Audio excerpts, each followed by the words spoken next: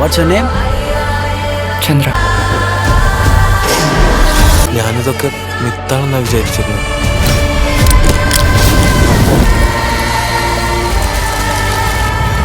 അപ്പൊ ചന്ദ്ര ശരിക്കും super hero ആണോ?